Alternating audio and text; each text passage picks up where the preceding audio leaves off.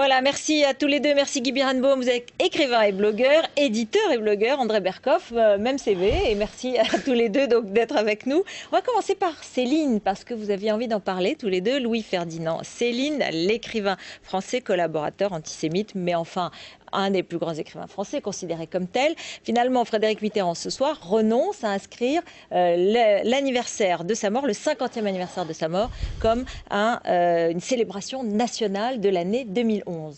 Bonne nouvelle, vous êtes soulagé comme ça? Une constatation, en tout cas, Frédéric Mitterrand défend Ben Ali et dénonce Céline. C'est intéressant. C'est plus compliqué. C'est plus compliqué. Mais enfin, quand même. C'est un joli raccourci. Oui, oui, mais enfin bon, c'est un raccourci, il faut le reconnaître. En deux mots, et je pense que Guy dit ce qu'il a à dire là-dessus, mais le problème de Céline, c'est que, bon, tout le monde sait, c'est un immense écrivain, un des plus grands écrivains du XXe siècle et de notre temps.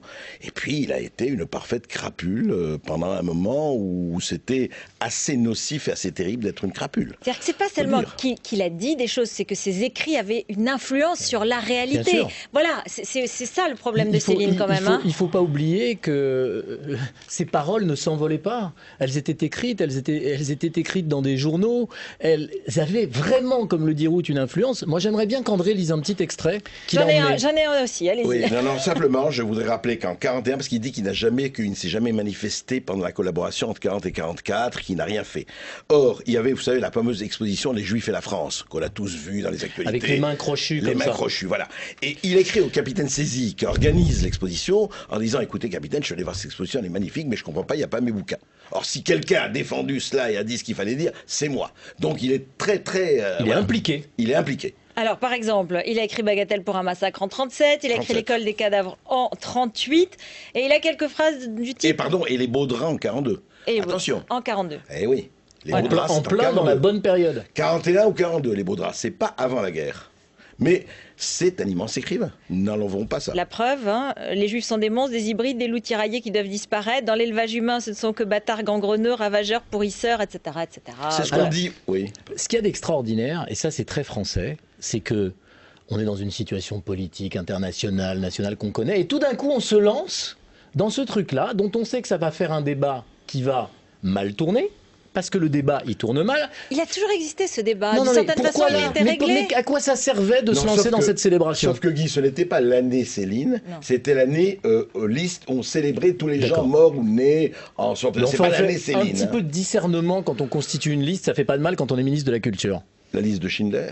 Non, n'exagère pas. C'était le Céline écrivain qui était célébré. Voilà ce que disent, y compris d'autres. Mais on ne peut pas être schizophrène, Ruth, c'est pas possible, il n'y a pas de schizophrénie. Il suffirait qu'il vous lise un extrait, un tout petit extrait. C'est vrai. Mais ça, ce que je veux dire, on peut célébrer Céline écrivain. Mais bien sûr, c'est clair. Il faut préciser que c'est étudié dans le programme scolaire des classes littéraires, des classes. Lucchini a commencé avec ses lectures de Voyage au bout de la nuit, qui est un chef-d'œuvre absolu. Il n'est pas question de sortir Céline des livres de littérature, de lui enlever quoi que ce soit de son talent. C'est juste une des pires crapules qui ait existé. C'est un des plus grands écrivains du siècle, je suis tout à fait d'accord. Moi, j'ai grandi avec Voyage au bout de la nuit. Il n'y a pas de discussion là-dessus. Simplement, ce qu'il a écrit et ses écrits sont importants, comme le rappelait André tout à l'heure. On ne peut pas le passer par pertes et profits, c'est catastrophique. Juste un mot, à la Gerbe, octobre 41. La Gerbe, explique ce qu'était la Gerbe pour nos plus jeunes téléspectateurs. Grand journal collaborateur. Il écrit un papier où il dit ceci: 100 000 fois hurler vive Pétain ne valent pas un petit vire les outres dans la pratique. Voilà. Bon,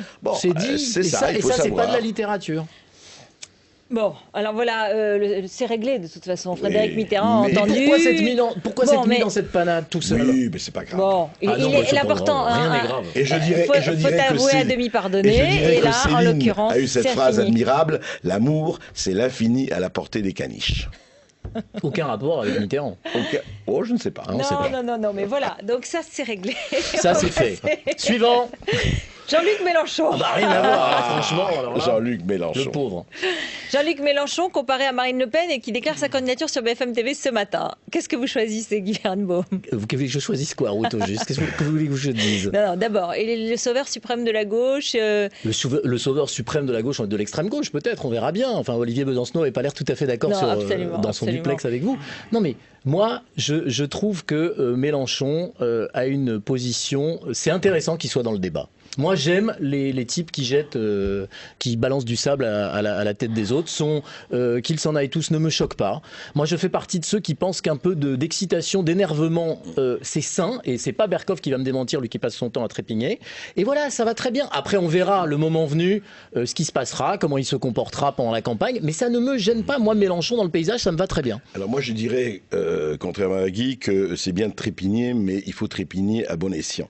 Le problème de Mélenchon, c'est qu'il passe son temps à insulter les journalistes en allant partout, comme c'est un mot client. Ça marche, hein, c'est parfait. Oui, mais le buzz, ne l'invitez pas si vous voulez pas qu'il trépigne, les gars. Pardon, mais non, mais c'est très bien, c'est pas ça le problème. Mais le buzz ne fait pas un vrai politique, le buzz ne fait pas un président, et le buzz ne fait pas. C'est son problème à Mélenchon, c'est qu'il a un tel besoin d'exister qu'il a choisi la position du Marché de sous-préfecture pour exister. Rappelez-vous, Georges Marchais, eh bien, Mélenchon met les pas dans les pas de Marchais. Taisez-vous El Kabbach, lui c'est taisez-vous. Il n'a jamais dit Nicolas taisez-vous El Kabbach, c'est Pierre Douglas qui a dit taisez-vous El Kabbach. C'est une légende tenace, c'était l'imitateur, mais il n'a jamais dit. Il fait la même chose que Marchais, il se pose, sauf qu'aujourd'hui. Mais ça nous change des caniches dont tu parlais. Mais le Parti communiste à l'époque faisait 25% des voix et Mélenchon il va faire 4% ou 5%. Oh là là, il est à 5% dans notre sondage avec CSA hier.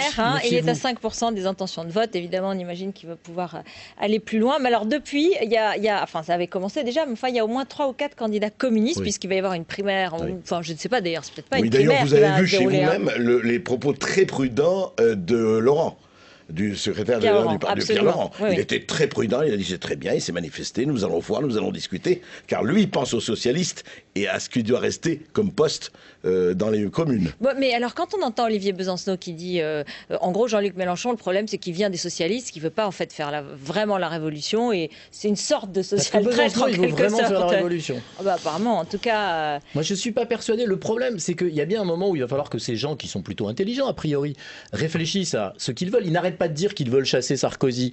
S'ils veulent chasser Sarkozy, il faut peut-être qu'ils réfléchissent ensemble, même s'ils ont de gros points de désaccord, parce que sinon ils n'arriveront pas à chasser Sarkozy. Pas tant de points de désaccord que cela, en plus. Et peut-être moins de points de désaccord qu'il disait. En tout cas, entre Besancenot et le parti et Dominique Strauss-Kahn, il y a un peu de désaccord à mon avis, et même entre Mélenchon et Dominique Strauss-Kahn. Mais soit ils ont une stratégie collective et ils iront dans une direction commune, en tout cas comme en amour, ils regarderont tous les deux tous dans la même direction, comme on dit. Soit, ils nous mettront dans le mur. Et c'est très simple, et Nicolas Sarkozy sera réélu tranquillement en 2012. Pour regarder le tableau dans sa totalité, c'est que c'est vrai que c'est pour ça que Mélenchon a son utilité et Besancenot aussi, c'est qu'il pose la question, c'est quoi être de gauche en 2012 ? C'est-à-dire, est-ce que ça va être même pas en 2012 Non, mais ça va être la social-démocratie ou ça va être la révolution radicale ? Le problème n'a jamais été tranché. Mais ce sera, il est temps qu'il le tranche. Mais ce ne sera pas tranché. Ils sont obligés. S'il vient, donnera peut-être une autre réponse encore, c'est ça ? C'est évident. Sauf que Dominique Strauss, il n'est pas social-démocrate, mais vraiment socialiste, sans doute. Non, il dira je suis Banque mondiale, je suis de la gauche, Banque mondiale. Ça, je suis sûr qu'il va pas dire ça. Quelque chose me dit que c'est pas comme ça qu'il va le dire. Si c'est ce qu'il dit, c'est pas sûr que ça marche. C'est pas ça qu'il va dire. Et quand alors la polémique avec Plantu, le dessinateur, donc qui dans l'Express a fait une comparaison de Jean-Luc Mélenchon et Marine Le Pen. D'abord, moi j'adore Plantu et je trouve que Plantu a le droit à sa liberté d'expression complète. S'il a envie de mettre Marine Le Pen et Mélenchon, franchement, et que Mélenchon se fâche de ça, lui qui passe son temps à invectiver tout le monde, là ça nous fait rigoler. Attends.